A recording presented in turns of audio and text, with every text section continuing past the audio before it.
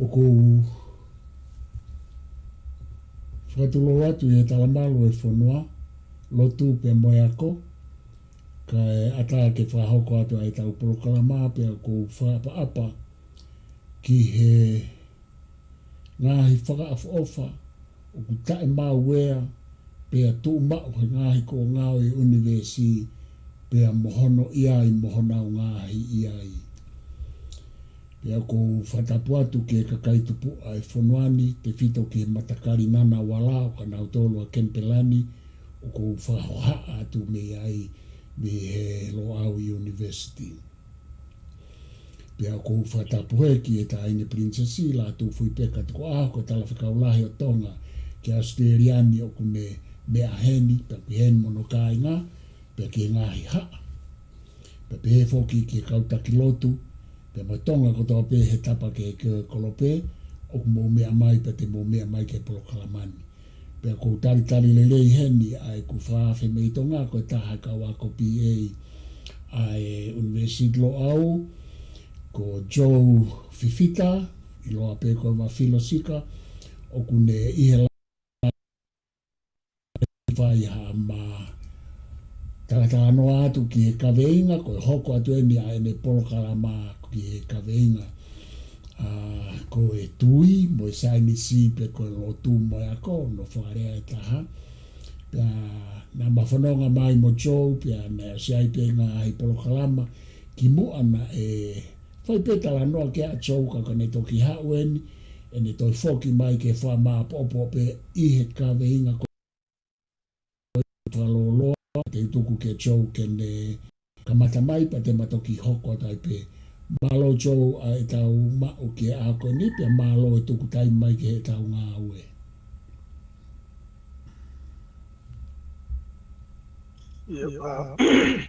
Malo pito o wal kore beke u whakana. Nai whakatapu ko osi no whakeate me whakaren ka e ata ki te auto lava whakatawa noa i ngai kaweinga o ko whaiaia ki se kumi ka koe mea maunga ka kaweinga o whai manana ka moe interest ya ke whai hano sio te whakaloloto angi wahane ilo e ria ka ai koe whakalalawe o walu koe ka veinga o di Polokalama koe talatala no a honi o ku i malae o filosofia o lotu ka i ka whaki ke tui e anga whai e sio kona wā pe kona whekawa aki te mo a ko pe koe sainisi pe koe iloa whakalafua koe reason. Koe filosofia o lotu puka philosophy of religion koe kaweinga e koe malai e talu pe whai ono tālanga i moe talanoa mo se kum ka mo wanga ke kakai tokolahi i kuhiri e vido ki kakai potu ka o filosofia ka mai kakai o lotu ka o teolosia me ngai tau ki mua i ka laisi whai na e toa o mai ki ahon ka koe tahania e ria mahu i ngā lahi pia mo whakawhiawhia a pito ko ngā he o ku kāunga ke te kautolu kātoa kāunga ki he taupehe ke toko lahi kāo māmani pia tau te whito ki tongai o ku kaunga e ria pe koe malae mahu ina o pita koe kongai o kongalahi o e tau mo ui o e tau whakamatua o e tau kaunsa whanua ai lotu pea koutu i mahawa kua kāma wanite whai ai mataranoa ni mataranoa ka mo o walu ki he filosofia o lotu e tata te vito ki he malae o e wā whenga aki pe koe wā o e tui pe koe faith ya mo ya ko pe ko si pe ko yo ko reason pe ko losi ko tu ko ma nga fa o ria ko ni ko nga ko kalu me tuai mo no fe ia e kakai o mama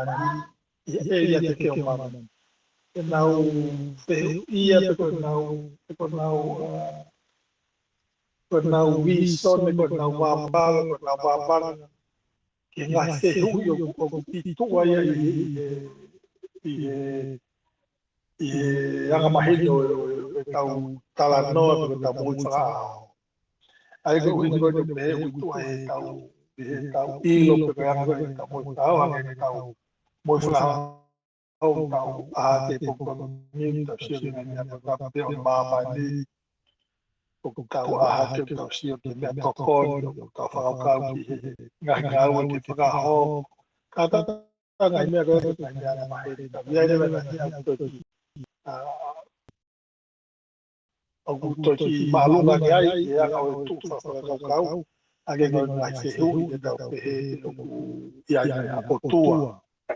na se hu ya la he ka filosofia o ko mo tua na na u fe ya ke ya la he ko ha o tua pe ta ngai se hu i ko ya ka pe ta o e nau fa matala ai malama ke ia ia ko ivo pe ko ngai lau mari ku hala ai fa ka ku hala ai tonga mo ku hala pe ta ngai se hu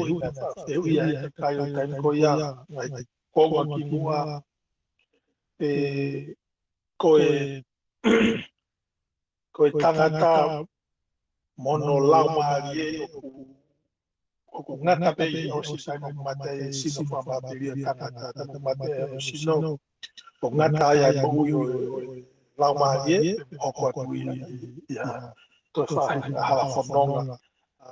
ke ya me ui ko tau la le ma tau tala ko mo ui mama ia ngai feu ma pe ko si ko mama ni mate tangata pe kia tangata ka paure mo bia to mo ui ho ka tuai ka ta fito de ngai lau mari ko fe tu na ia ala ke ngai tala ka pau pe ka kai lo tu ia itu kui ko he lan o kui ngai ha pe ko ngai fe ma inga na fa fi tu pe na fa fe kumi pe na fa vi fa kau i mo nga la ja kau filosofia o mai ko ki mua ko ina pe ke na ya no elementi o na ya mo i tangata na pe na foi ko tau mate ko ni tau alu ki tana ko ko atu pe ko ne hosi pe pa pa ore ko ne hosi pe ya pe fere ba mo ui na pe to to ke fa ya no fa mau ka ka nga u na fa ko ye no to na ke mo ui na ma lo te fa a justice ya ai ga se la la na se ma inga na fa ya no fa to pula ki mo no te ka filosofia ko ngai konga ki mua ke whakatupa na o whai ngai te kumi ka mo whai na o hanga o pututu na ngai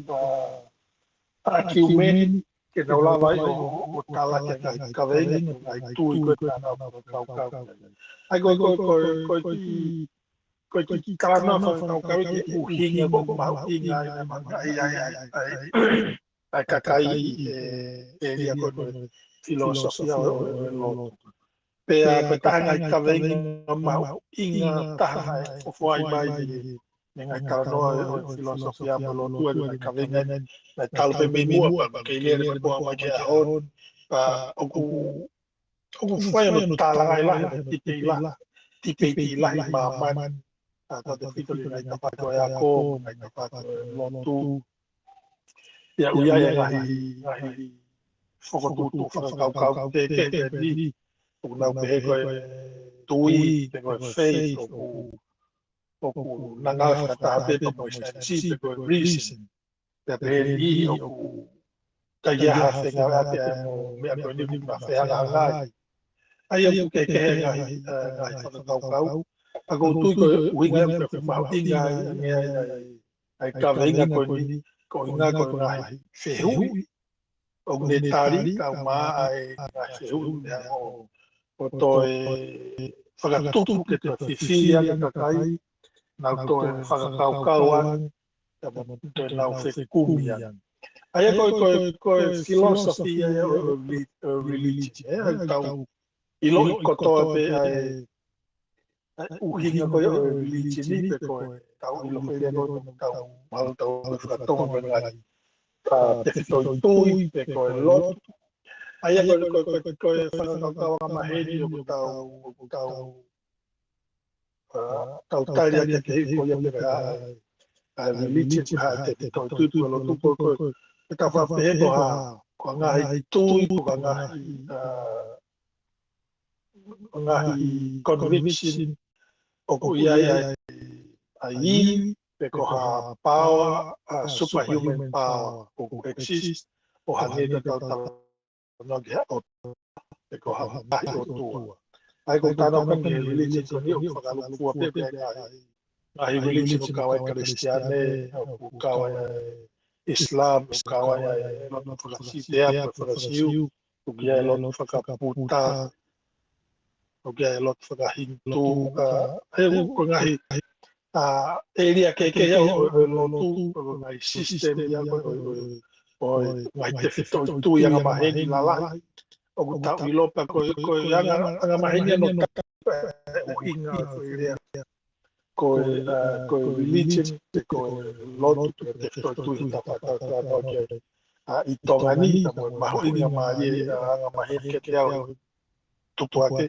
whakakaukau ia ko religion ko lotu ka te tui te kau ki ai tato te whito ko tui tamo te worship o tua ka mahi koe anga ko tua kristiane ko religion ka koe mea mahu inga ke tau ilo ki he religion ni o whakakau ki he ako koe mu whai ki koe interest kai mo manako ki ai o me talamai ko uhinga ko religion ni ko te relate ki hame pe ko te bind ki hame to relate us to something to bind us to something ai ko religion pe ko yoke us to something ngaka te alo o whakapipi kita pe te alo o ai ato wā moha mea pe ko mea ko ia ko hapa e anga mai ni ko something very to lahe ngi ia tau tolu ange habe a bu supreme being pe ko hapi to malunga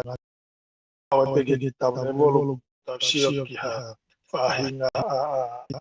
being o ko ne transcend na ko tau o whakalaka I tanga mahe ni tau i so whakaha mo i tau whai whanonga whakaha I mamai ko ni ai ko time of fire sio ke religion ke tala mai le mai ko ha me ha ko ha I tau tol tu jango no ya to taki ki tau tol tau ki ha feitu to malunga nge te ko fa na mo ui to ko fa na sino to ko fa na tangana o to malunga nge mo mahai la ai ko ngai religion ye tan po kala noi ke ngahi lele o religion po ngahi me ma ing ke ma ke tau whakakau ka ke tau whakakau ai ki he religion ko tui o ku tangata inga o whaya whakaam e whaya vivi pe mahau ngai a me kakai I te ia tangata ko lotu ko tangai uhinga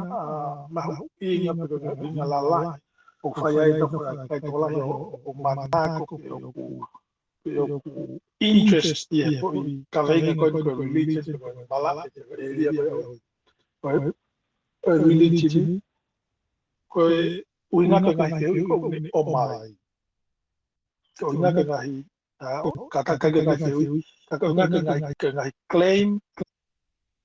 pe ko fo whakaukau pe ko ngai moni mea o mai I religion pe ko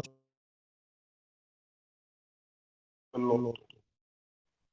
ko e ngai mea ko ia pe ko ngai tavenga pe ngai toka teri ne ngai para ko ia o mai ko ngai truth claim ko lava e loto o mai pe ko religion ko tahi ngai claim ia ko mahu na fau ka ki tau tangata ko no inga ko ngai claim la la o mai ngai claim la la na mai hange ko ni o ku ia mo ui os mo ui ko mama ka mata tau sino mama pile o kala mai ngai religion o ku poko tu pe mo ui ai ko tahan ka venga ma inga ia ko inga ka pau mo on o ku ma ke tau ilo mo on ko tau ilo mo wanga ke se ka hoko ko ke mo ui ko ia ka pau rewa o kai ke mo on tau ilo le tahai ka venga ma inga o ka whana ko tai ia inga kai la ka pau o kai ke mo on tau ma inga ke tau ilo ke o tau no fo tai ta polisia mo da tau tai ka ko uhinga ko mana ko pe ai ko uhinga yo la pau ai no ako mo stati mo no fe kumi mo no tipei ai area ko ni ai ta fa ko area ko te fito tui ko lotu ko religion ko nga ka claim o mai o de tala mai ka claim o ko on nga ko tau ka ko mai on o hange te ko kala no ko pa ko mo uita tangata ko tau soul ko tau lau mari ko hoko apia I pekia te ko mate tau sino whakamate rie ko whakamate rio ko tau sino whaikatapa no mahina ngai pea ko uinga ko hange lotu pe ko religion o mai ngai claim la mo ma uinga whau ko ia o ku malawa pe ia ke mo on pa malawa pe ki ta ko on ta ke tau ilo I kala no sika ko me o mai ko ngai claim pe ngai true claim o ku firma pe ke fai no analyze so ke sio pe mo on pe o ki kai ke mo on ke sa ke mari o ku ia ai ko tu ko ngai claim ko mai religion ni pe ko ngai religion ke no claim ke mo ni ke kaya ngai claim la a pito mama en ne lava ke ti sai ka mo ui tangata mo ui mama o ka pa o mo on ai claim ko no foto ba ngai tui lotu ngai lotu pe ko ia ko ne pulai pau ke moi feka pe moi la claim ko mai religion o ku mau na fau ne ka kai ko ngai malama e ko sia e mo ui tanata pai ne pe o ka wen I ngai ka vei ngai claim la proof claim la laika mo ui tanata ka pau ko ne au sia mai no claim no pai ai ka pau ko ka vei ko ni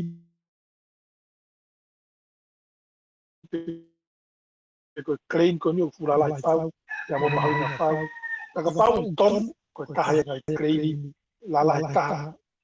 mo ton ka ya te lama o whakafu ai mo ui o tangata ma no ti sai tai mo ui o tangata I whai whanonga ko o ta tau pe I kai ko ni ya mo mama ka hau ko mama te ko mo ui ko I te ka pau riwa ku ha ngai crei ko ni ko kai ngai crei la laika ko ngai crei te ko ka pe ko no whakaale ai pa ko ko kai ngai loi laika I tau whanonga mama ni o mai ngai religion ngai lotu o ka pau tau te sipo o ku ikai te mo oni te ikai te koto. Aia ko taha na uhinga ku mahuinga pau pe ai kalinga ko o lotu kia ki he hatangata o kai ke ngata pe lere mai kai me ka filosofia ka poto ko kohiri lere mai ai kai i ai i mamani ai kahangahi ngahi mo ui pero ngahi sino pero ngahi kau tangata taki mua tae ngahi lotu kau meu kawai kalais pe mo kau takilo ke mo kau profita ke ko ngahi ko ke ai ke ngahi mo ni me ai tau ko tala ngai tau ko tala no tau ilo kia tau hono tapalasia pe ai tai lahi lahi hono tuku aki hono talaki o hangi ko ko ngau mai karisare la no talaki ko alo no ko ma ya o mai ya hon ko ho ko taha ngai elia ngai malai i ako o ku tala ngai taha ya mo fai ya ko lai taha ma ai ko tu ma ko tala no ko filosofia o lotu ko tal tarano ke religion ya ine mahuinga manako ai uhinga ko talanga ya uhinga ko no ko ta ko talano ke religion pe ko ha pe classe religion ko ya ai religion ko ya ka ko ya ina mai create mahuinga fau ka fau ton ko ta he mo on ton ta he mama ko mo mahuinga ka pau re muhala ko ta he mo me a tuuaki hala taha i mama ni he kumau na pau a honola o ka pau mo on o ka pau o ha ai ka kala no e tini ka te uki ka no aval pe ke filosofia o nga ke la fa pe ta ki nawa ai ko ke lotu ko filosofia ngai pe ko yo mi ai ko ta ko pe ko taha ya eria mahuinga ya ko ai filosofi ai uhinga ia ko manako ko ofa i mea ko poto ko sa kau kau nei mahalo ko ha to na reta ko law of wisdom ko ofa ko te manako i mea ilo te manako ko te ofa i ilo mo oni ilo nei ko poto ka ba te lava te ba ga ko poto ako uinga o filosofia ko love of wisdom te ko ofa ki fa ka o baluange ko poto ko atamai le ka ko filosofia ai ko filosofia ai ko ai ngai malai o fumau fau te lava ko faia o toko ni lai ki pai malai ke o ya ko me saya nis ko ma tala no ki ngai businessi ko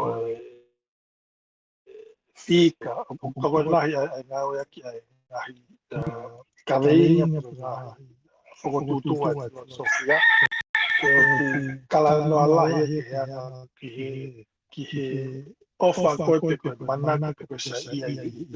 poto pe ko fa kau balunga pe nei ai ko na filosofia ko ta o mai ko filosofia ke ta ta no ke filosofia o religion pe ko filosofia ko lo tu lai tui o ne kala mai re ko o mai ai ofa ko mahino ya moi poto ya moi fa kau le de la ya ko ai lo tu ai ko ta ai kala na ke filosofia o lo tu ko ka o mai to ta mai u pe ko na we ki a reason ya moi lógica y filosofia ka kala mai filosofia ta filosofia religion mai le kau manako pe kau ofa kau sa ia ke kau ilo lah yang ki malai no religion kai ilo i fauna ko reason ko loss ko whawhiona ke ngai argument pe mo siofia i mo analyze pe to leleang pe ika ke finabas ko tima ko di introduction no ke kalano ko ke philosophy of religion ma ko to faka lea ko ko fa nono wangi ko ofa ki he ko te manako ki he ilo tonu ko ngai ilo loto wangi se no aki ka mo religion ko tau hai tau mo ui ko ki ko tau troe tau mo ui ko tau lele tau mo ui ke ngai ka veinga pe ka ngai system ko ngai whakakau o toi malu ngai o te ke kaltala noa ki ngai supreme being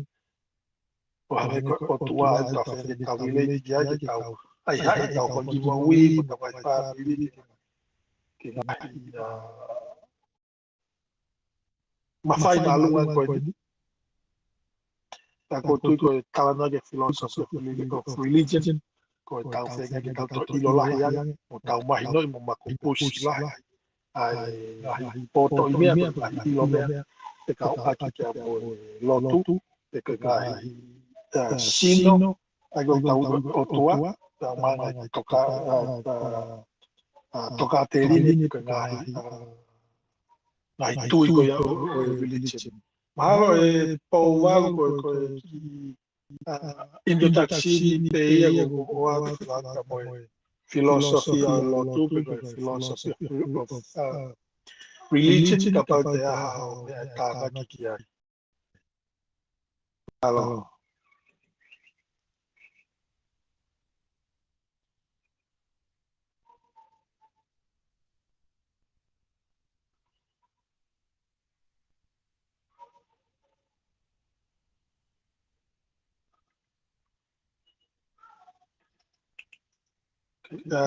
saya pito malo pito kau toi ki hoko ko ai pe Iyo, kataki e chau kau ki hu atu chau, a filosofia. Iyo. ia malo Iyo, katak pena i tuai e ki hu atu. Ka kou whamalo atu pe i hulu hulu pe koe talateu ko ke hanga o mai, whikau aki mo i ta kawe inga. Ai kawe inga mahu inga koe ni ko ke hanga tuku mai, ke tato e whoki mai ki ai, o ta si o whakaikiki pa ke hanga o veteki mai. Ka kou whawhiawhia, kou whialawe no noa pe ko ke hanga o wholahi mai i he kamata ai tui mo i sainisi, pe koe lotu mo i sainisi, pe koe ako, i hono whahinga whakarea ke. Ka kuke o mai ai ngahi whehu i lalahi ki he mo ui ai tangata, ki he whehu i pe koe tau hao mei whe, pe koe tau tupu mai mei whe, pe koe tau whanonga mei whe, pe o kui ai ha mo ui he osi ai mo ui koe ni, koe ngahi whehu i pe koe big questions i he historia mo i tuku au mai whahinga tangata, o ku whawhotunga mai he ako, pe mo lotu pe koe tui mo i sainisi, koe tui koe whamahino ia ai ko whialawa pe ke whamahino e ngai poini mahu inga ko ke o mai ko hai meaning ko hai uhinga mo ui ko hai meaning of life pe mono ngai whehu i lalahi aini nā ke tāri mai na ke hanga o hulu mai pe e makatuunga e tau mo ui ko poini whaosia ko whialawa ke ai hange ko ho tala noa mahino ki ai e makatuunga e tau mo ui mo tau ngahi mea ok whai me e tau tāri ai u whehu i lalahi ko ia ke mo ui ai ana e tuku au mai pe mo lotu mei ka mata ngā mo ka mata ai saini si pe ko ia ko ka tu whawhoki atu tau ke te hoko at mao malo pito povan ta ko tu malo ko ka mata pe ki na maria ki ka to ai u hinga na fu ma u pe ngai toka te ringe ngai tui ke pe ko ia ka ui ko ngai lo tu religion ngai tai ko nga pe ko nga ko fala la nai ko ngai se hui mau inga kai toi ma ke hange ko ngai kreni na o ma ko ngai foto fa kau pe ko ngai moni me a na o ma o hange ko tala mai ko o se ma ni ho ko tu ma ka ki kau to ka ka ta kai fi ilo que to ilo ala que mo oni ba que hoko ta mama ni o sa ba ko tu ko fu me pa vi ne ilo ko nga ka pa lewa mo o dia ta ne ba te fa ko fe na ya lotu ko ne te ne lava a ve au que tu nga le ta te lava que fo no nga que mo i ka hoko o ka pa ko nga ka venga ko ya ko ni ne ko ya foto fa o ka ya o como on pa ko nga ko ne ma nga fa te ya te mo i ta ko ye na vinga ai fu mana ko ai ria ko ni mo no kala nga mono siofi mono tala no ai talo me tua o a ma ke ho ta ke kala nga pe ke ya i pe ta ngai ka fa ki ko na tala mai io ya ngai mo on ye ngai o tua tala no kia kun fai ngai ha me mai fa ko mai ngai ka palo fit ko tangata ko ngai lot ko ngai sia ko tu ma ko uhinga na fai se kumi ka kai to lai ke na ilo ko mo on ye ko kai ke mo on ko foi effective ko foi mo ni si fantasy ai ka ngai ne ma winga na fai hanga ka kai kala na wa ke ngai lo si mo ngai fa ka ke ko sio ka pau ko e fa singa a ho fa singa fa analyze fa singa na se kumi na kala ta no na ki pe o ku i kai ke bon ta ko ta hai na fa ka be ko fa de ko fo mi ana fa ka ka ka human invention the idea of ko o mai hata ki maman pa te tawala pe he ka invention na la ka maman ala ya ngia ku me ale ai fono me ni yo ku na nga we a ka wa mo ni te ya ka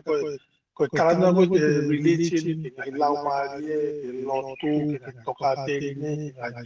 ki ngai haya power o tu pe ha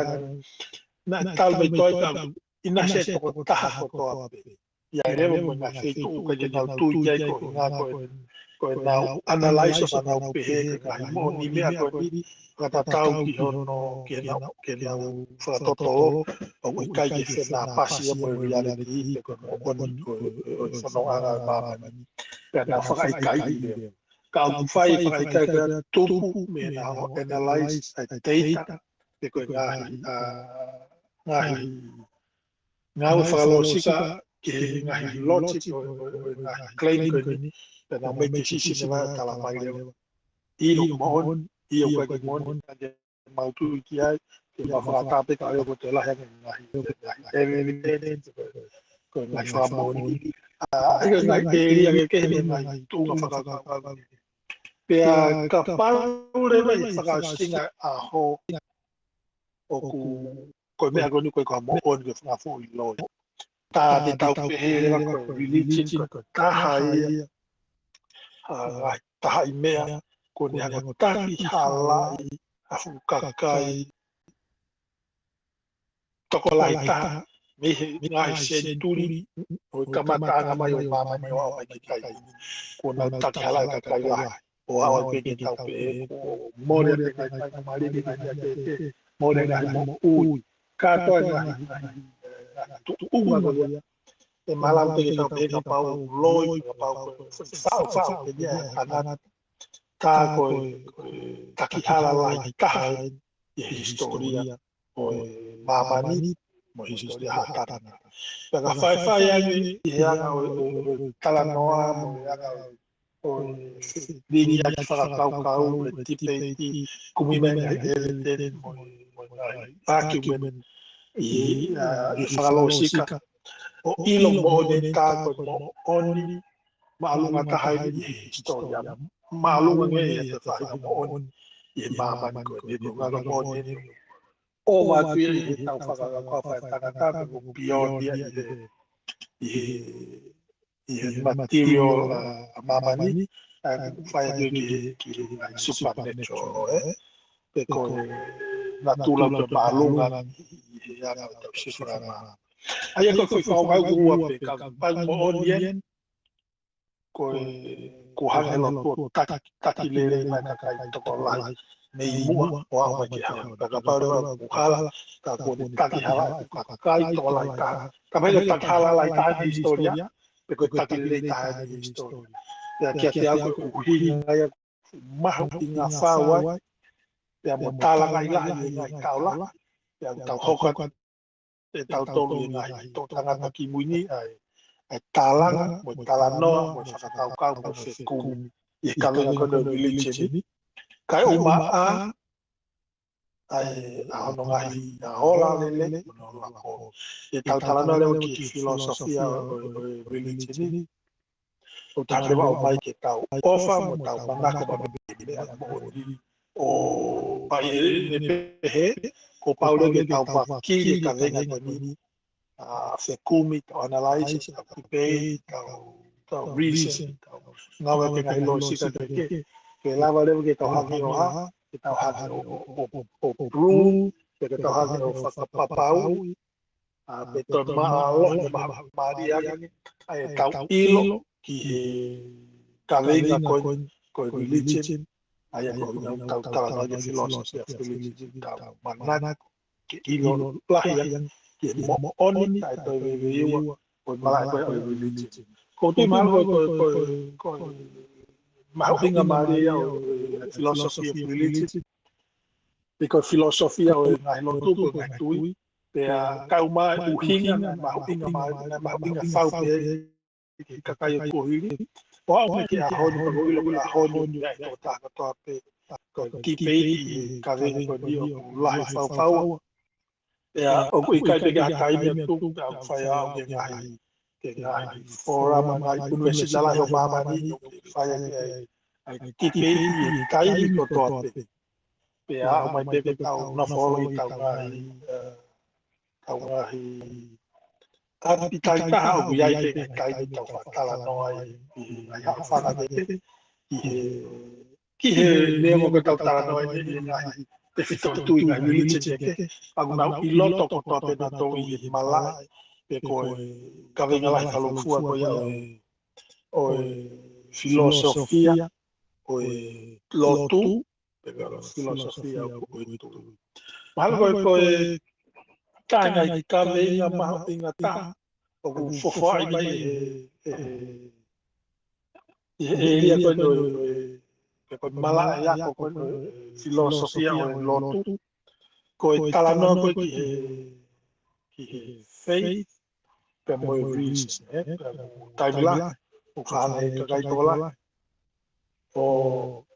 ngala ke foi le ko faith pe mo science pe ko to fuli ka tola ta mai ko religion pe mo science ko lotu pe mo science ko tu malo kai ke fo ni ta tau whanau pe timeline la he tālanga i ai eria ko ni o faith a mo religion pe ange ko tala noa o foli mea i filosofia o religion ni pe o ko fu mana ko ala au pito pe interest la i kai tola ko inga pe ko lau malawa pe mo ne ka kai na fa ki una teke a reason kana fai kai fei kai ma pe ka fa ki ta na to ko ya teke fei ka ne kai ka a po i la reason pe ya pe to mo kala mai ko yo kala ngan ko yo mala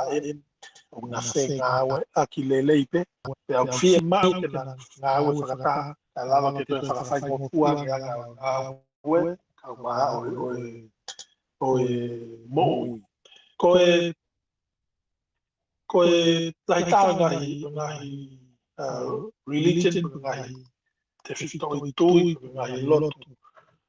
i ngā mani o hai agi pe tui ai tui tau ai ni ta fa ki kono religion tau na pe ko reason ya pe sai si pe ko ya ko o ka je fu ya de place ana ya i lotu pe ko na fe na pa so na pe ko na pe ko faith ko ha ko yo tau ko believe o ku fa na to ko no u na ko te tui i ha me o te ke malama o prune ko whakamooni. Ko te tui, ko te pigitai ki a whahinga mea. O te kai ki iai hano prune, ko hano whakamooni pā. Ai ka lai tahai, o i ihi o nau teke, o nau tui ta whakira sei, o nau tui e whakau koe. Tau tawa lahi pepa mo e ihi o ki nau tōru koe ka whakiro e a koko. Ai koe ke nau kutui u whenarati faith mo e reason and science. O nau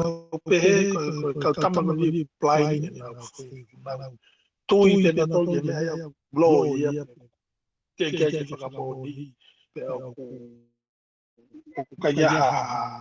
a whahinga whakawai ki he nau tui kau mai ngahi. Ngai mea mō nau tui. Pea mōni ai i whata tau ke ngai loto ni. Pawai rewa ngai loto ni o kai ke nau tui ki ngai whakakaukau. Pea ngai lo sika koe au koe whakakaukau. Whakapiliri i ngai eria pamea. Kai ke tō. Koe filosofia koe lotu nau mau ea ke ngai mehe ke ngahi fōa ke ai a mira ngahi lotu e ni ngahi religion ni o nau o whekumi ki hangai whakamooni ki ngai whehui la lahi koe na tala na koe ki mua ngai a mea o tua is there God o ngaha mea ui koe soul is there soul ai koe ngahi whehui la lahi koe ai ngahi lotu e tue te toi tui o nau hako whehu ia ai mea tatau pai e pehe o nau whai nau ngai whekumi ki ngahi mea koe ta vai rewa ai ni ihi o ku nau hanga o tala mai pe pa nau tuaki te nau claim pe ko pau ke mau ko ai tui e te koe pe o ku exist o tua ya o tua o ga te mui ko lau mari pe ko uhinga o tau i mama ni pe ko hai ngai ne ale ma lele i mahu ngata hai mo ui ko hai fia ai ke ngai kame nge o Whekumi mau pe ki ai filosofia ia o religion pero ngai te fito tui a wē nau ngai tari aki nau tolu ke ngai whehui ko ia a whanatau ke anga koe ki ilo vai vai wē ngai te fito tui ke te ngai lono ke o kuru ia nau ngai tari ke ngai whehui ko toa koe te ngai whehui ko filosofia ko ia o toa ko hai aki tau tolu ko tau alu ki whē tau i mamani ko tu pe ka ngai whehui ngai whehui tō mama pa ko tui o ngai whehui o kumahu i ngā whau e tene hange o toko ni lai tono tataki ki tau tolu tau whai whanonga ki e mo ui koni pa kai ke ngata ni toko ni tono tataki ko e whainokua koni te nawa o mai ka tau tolu ai whakafuafua le rei ke hala whanonga ke tau whanonga ai pea mo e ngai whehui ke whakatau mua ke tau whanonga ko tu ma ko mea ia o whai mahu ngā whau ki e ke kakai kau mai kau poto kau filosofia di mua ahoni blau mai kau filosofia kau teologia kau sainisi ona mai teke ai ka fakoni ta mai kai ai ka fakoni ako tu ya ko uhinga ya maha inga ako uhinga yo mana koa ako uhinga yo ko interest lah ya kai ko inga pe ko ngai se ko ngai claim ko mai ngai religion ko ngai tefto kui ko lo tu ko ngai claim la la fau kamo ngai claim ma ho inga fau e te lava o whakafu aki tau tolu mo ia kau whai whanonga kau kai ki ngata te kau mai ngai tong tangata ka hoko mai wange me ko tau sio kai tong tangata ti mua na ngau whakafu lahi mai tau whakalahi ngai na ngau whakafu o tau wa mai ki ahonu toko ni na tau tau wange koe whakata mahawinga pito ngai yako ngai university ngai kamata ia i ono mafola mai ngai area lahi o mama kono o mai ngai lotu aia no ko tala no ko ni na ia te ngai mahu ing ngai whai mai ngai religion ngai te tui ko ngai lotu ono pusiaki mai a o whai whanonga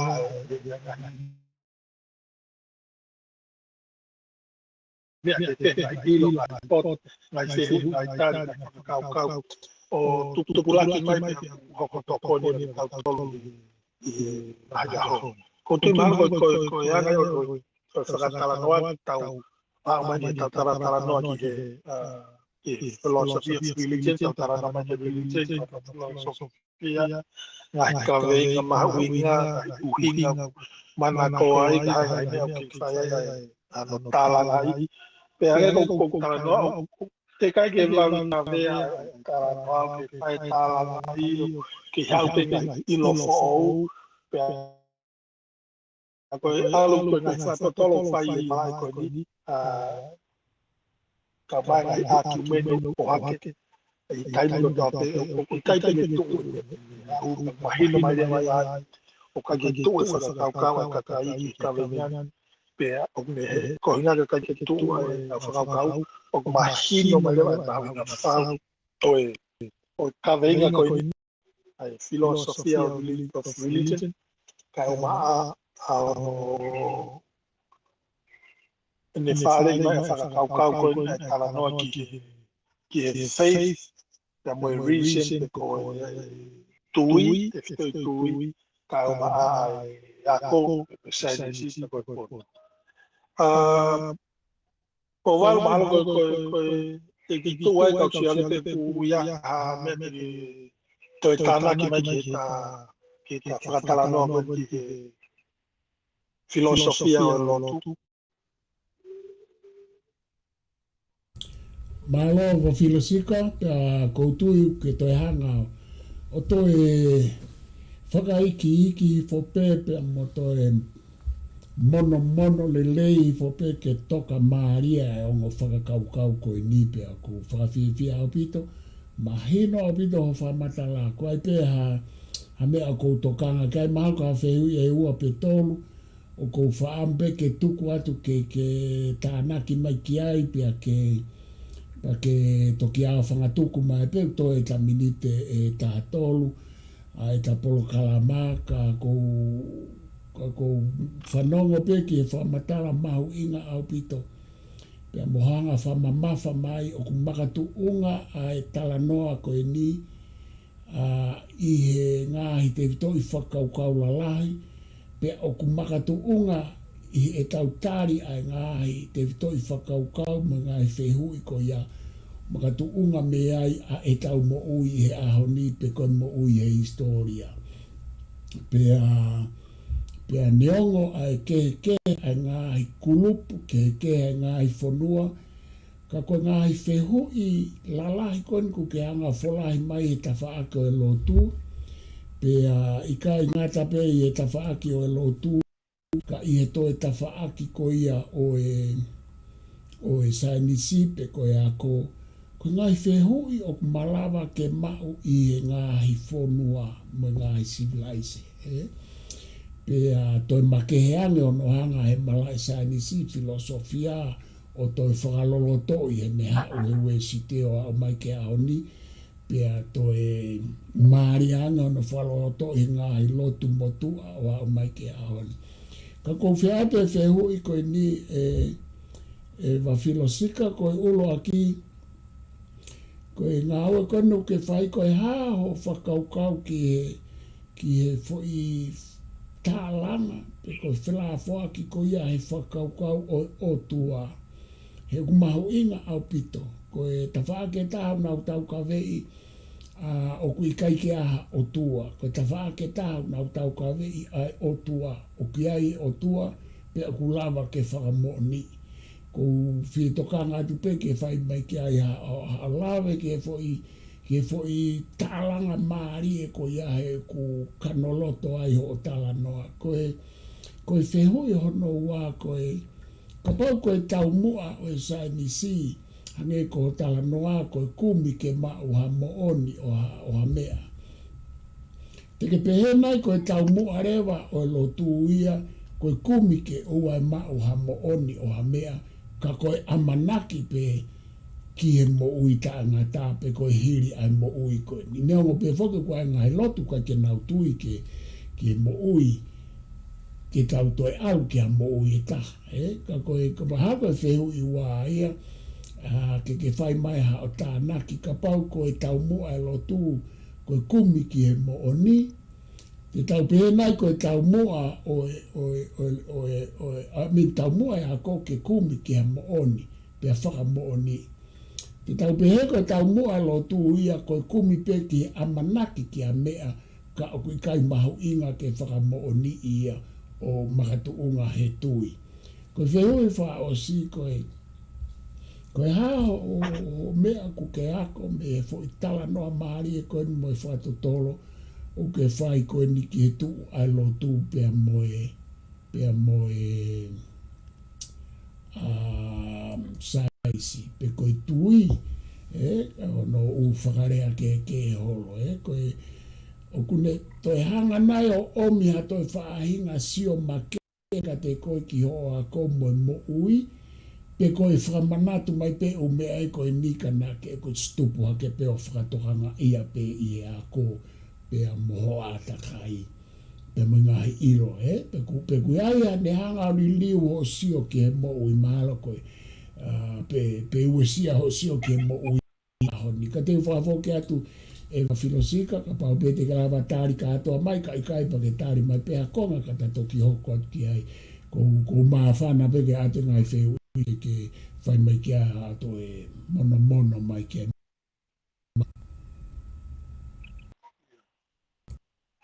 malo pito e povalo e tāna ki a malo pito mai ngai wheu lele ngai wheu e haufa koe kapai te mo whakau ngai te ai wheu ngai mai povalo koe ngai wheu ta tau pea ngai a tamai e kakai kau filosefa o kōhiri e a mai te kau poto me kau whakate miti i ngai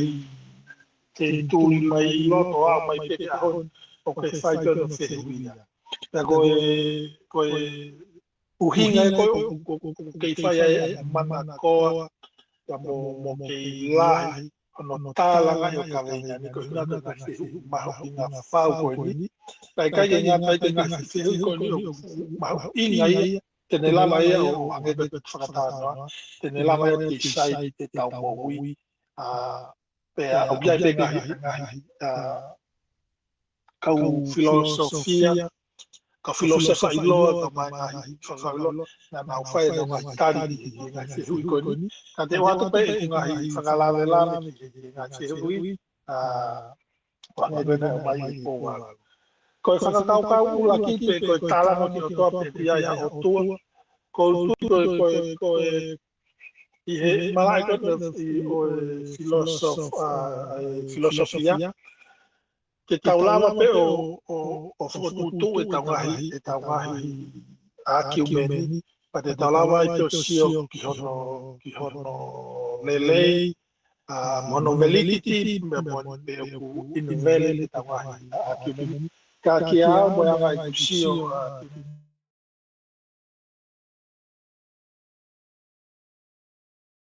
ai tala no ngoni foto fehu o mai e mai fa tolo ngoni o lai ko yang mo e kusio pe kata tau ki yang ko ai clay ai tola ki sio ko yang perspective kata lotu Quando io mi perspective per sio per la sensi per la recent ka ko tu io ko ikai ke ka pe ya va he wa pa que imagino que tapa ko ko tu ko filosofia per mo religion o ka e ke na tatao lai ka no e ke tatao na whakatoto ai penao ki na mai whakatolo tatau. O au mai lewa ki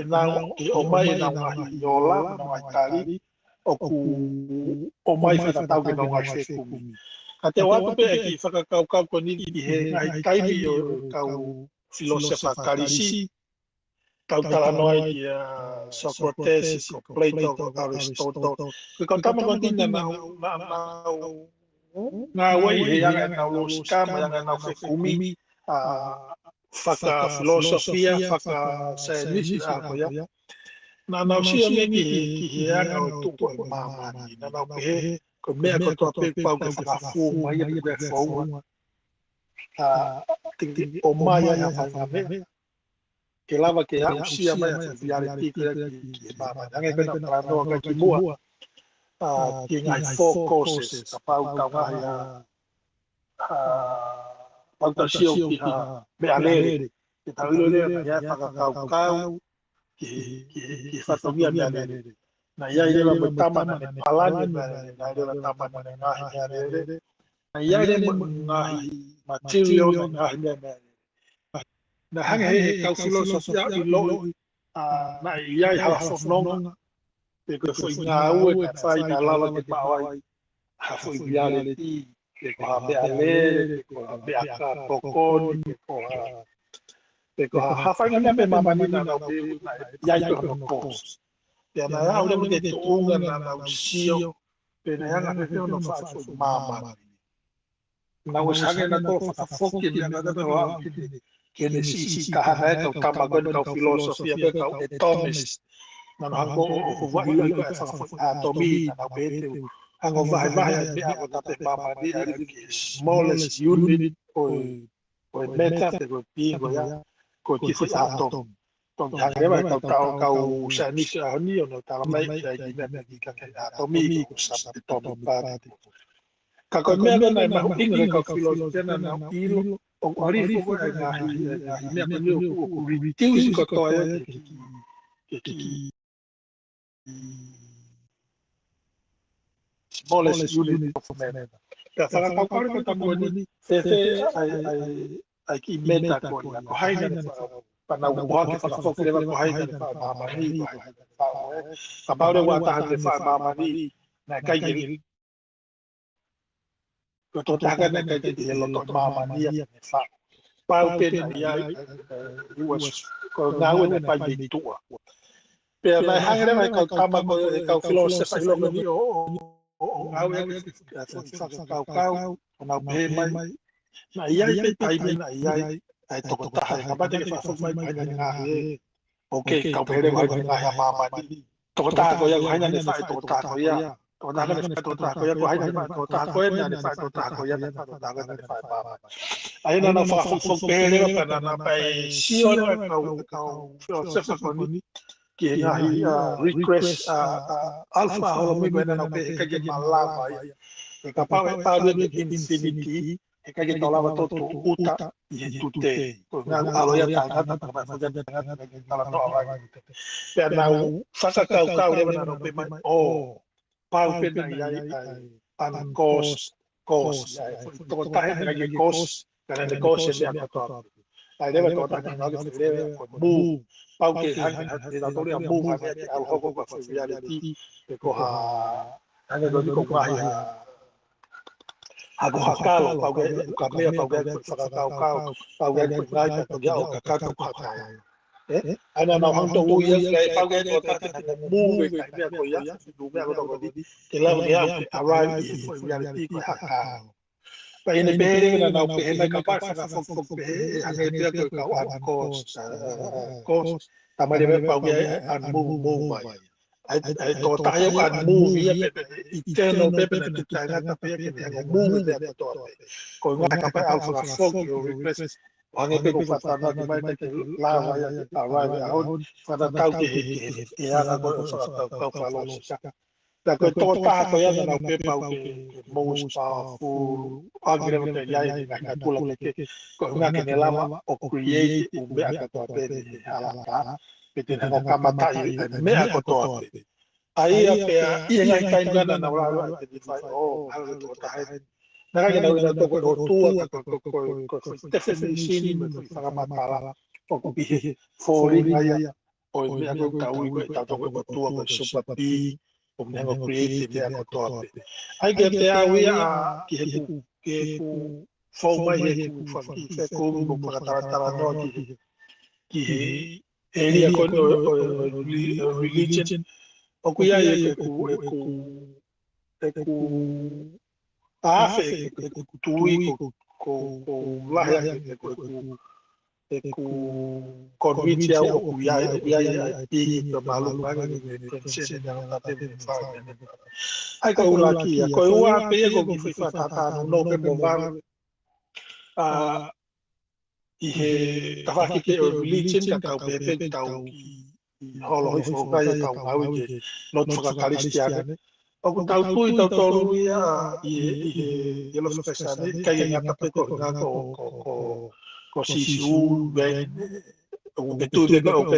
ko tui ko sisu moni ya o ya na ma pe ki mai moni na ko au ka ge tui ya ko la nga evidence en lava o tu ke to tago ko sisu to tago onya ko o ane ko ni ka pa para no ke nga kai ko to o ko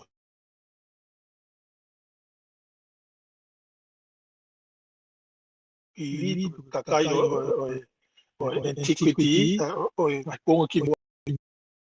na wa tala no mo na wa historia pa mo na wa fa mo o ku ma ke he nga tala no sisu o te ka ha ha mo la fa wi o ane ko tala no sisu tu kira ke na tala no ko o mai ko ngai posteri to tapu ne ko ka kai ke ya kau posteri ko fa fa ya ke ya paula ke ya ngai ka kai ke to ko ke ya ka na to ko te tapu o ke ya ke ngai fa ka mo ke la au pito ya itu ko kakai loma kakai siu kakai ke ko kakai ma ini ha kakai ilo to ta ta pe le me na ngai nga we ke o ilo ya fai no a ko mo fai no a ya tau fa ta pe ko to ta ko flavors chosi ko tanga ko ni ko tanga historia pe ka ku i ilo to ngai to ke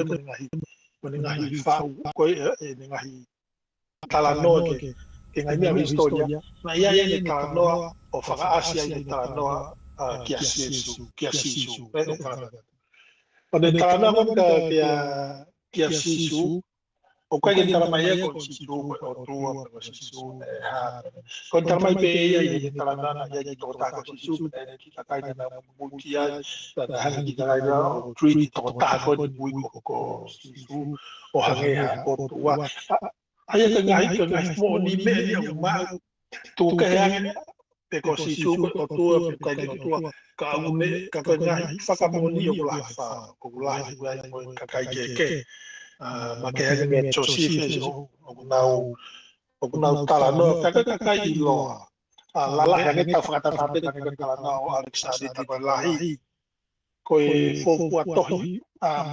ka to fe ka mo historia to ta ko ni na fa ya ki muy i nga to ko steri ai hi ko ya ko Alexander ko la hi mo ya ki mo ai ya ka la ana tai ma tai lolo ki mua patoki anga ta o whakakata po whawatoto ha rekoti le rei o historia o tangata o taki I logo ka koutou malo tu ke hanga me kau karisi ka ngai pe ngai whakamaoni o ma ke me to tapu ngahi kau whautohi ta koutou malo ko tahe o kai ke hea me hanga o mai a filosika ko fia hulu atu ka taki o mai a hulu Io koutui ko tari koni ko ke whai ke ulak whehu I mahino au pito. Pea o ku uhinga le lei ho o whamatalai ai uhinga koe pe o kuyaiha o tua pea tuku ke ange mahino au pito ho tala noa ke sisu. Aia koe tau ongo whehu I koe e ua kou kore atu pe ke ta tuku moa ki e ta polo kalama hoko ki ke tokihanga o tari mai ai ke hoko ake ai o tānoa ko I ngā koe tā iwa o tā alo mai. Ka koukore pe ka te koe ke hanga moa o mai ha o ao whangatuku ke ta polo kalama. Aia koe tā whehu I koe ua mo e tolu a te toki hanga whamanato atu e ta polo kalama hoko ke kamata ai pe toki hoko atu a e tatala noa. Ka koe ai kou ki kātaki pē ku ki whaoha atu ko I ngā ke ao whangatuku mai ta polo kalama malo. Ia malo pito